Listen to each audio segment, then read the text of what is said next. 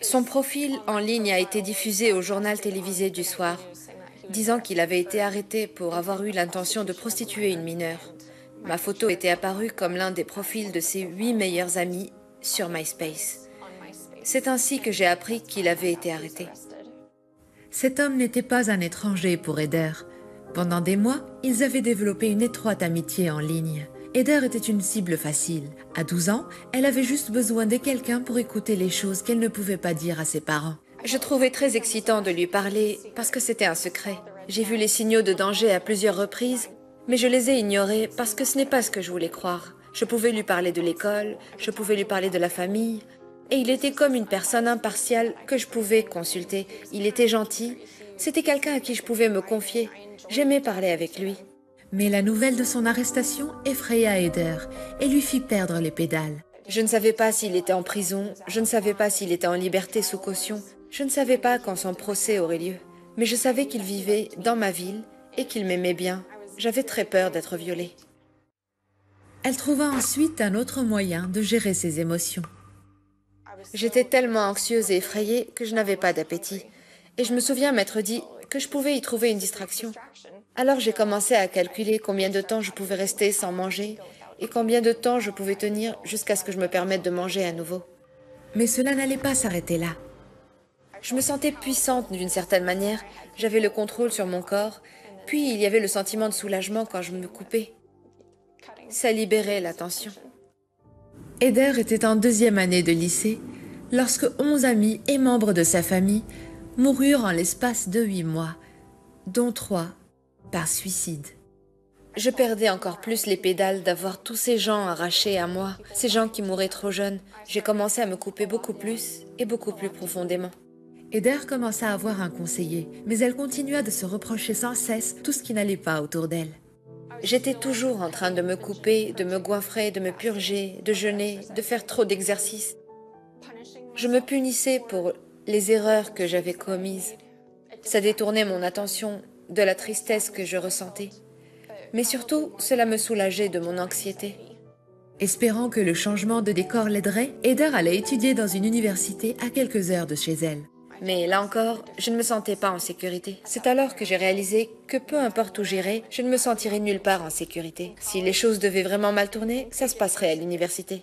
Là, elle eut une liberté illimitée de se couper, de se goinfrer, de se purger, et elle dut abandonner après seulement un semestre. J'avais l'impression qu'il ne restait plus rien que le monde puisse m'offrir, et que je ne pourrais pas aller mieux. Les médecins essayèrent tout ce qu'ils purent, y compris la thérapie électroconvulsive, également connue sous le nom de thérapie de choc. Mais elle retombait toujours dans ses schémas autodestructeurs, ressentant tout le poids de se voir qualifiée de cas désespéré.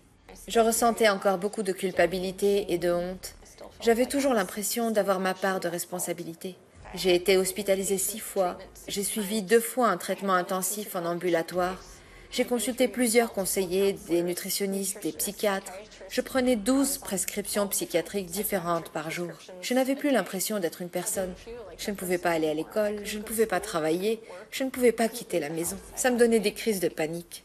Après son retour chez ses parents, le père d'Eder l'encouragea à se rendre à Mercy Multiplied, un centre chrétien de réhabilitation. Il lui en avait déjà parlé 2 ans auparavant, mais Eder avait déclaré que ce n'était pas pour elle. Je croyais en Dieu, mais je n'étais pas une de ses disciples. J'avais l'impression d'être trop mauvaise pour être considérée comme une chrétienne. À présent, à 20 ans et ayant épuisé toutes les autres options, elle décida de s'y rendre. Pour la première fois, Eder sentit qu'il y avait de l'espoir. Le personnel était incroyable, très amical, des gens vraiment heureux qui voulaient juste aider. Ce n'était pas seulement un travail pour eux, ils voulaient vraiment m'aider, ils voulaient m'aider à changer ma vie. Les conseillers encouragèrent Eder à lire la Bible et à prier. Plus elle en apprenait sur l'amour de Dieu, plus elle lui abandonnait le contrôle de sa vie. C'est une colocataire qui l'aida à franchir le dernier pas. Elle m'a tenu la main et j'ai demandé à Dieu de venir dans ma vie. Je lui ai dit que je voulais vivre ma vie pour lui. J'ai littéralement eu l'impression d'avoir été débarrassée d'une couche entière de moi-même et d'être devenue une nouvelle personne. Et même si je savais que je n'allais pas être parfaite à partir de là, je savais que j'allais être différente. Alors qu'Eder poursuivait sa thérapie et continuait d'être suivie, elle commença à se voir au travers des yeux de Dieu. Je n'étais pas une mauvaise personne. Dieu ne me regardait pas de haut et il n'était pas déçu de moi. Tout ce que je devais faire était d'accepter son aide et de croire que je pouvais changer, que je pouvais réellement changer, au lieu d'être considérée comme le cas désespéré que j'avais été pendant tellement d'années. À la fin de son séjour, Heather était guérie de ses craintes et de son anxiété. Elle ne s'est plus coupée ni goinfrée depuis. Aujourd'hui, Heather est mariée et est retournée à l'université en vue d'obtenir un diplôme d'infirmière. Elle dit que ses cicatrices lui rappellent que l'amour de Dieu peut surmonter n'importe quel problème.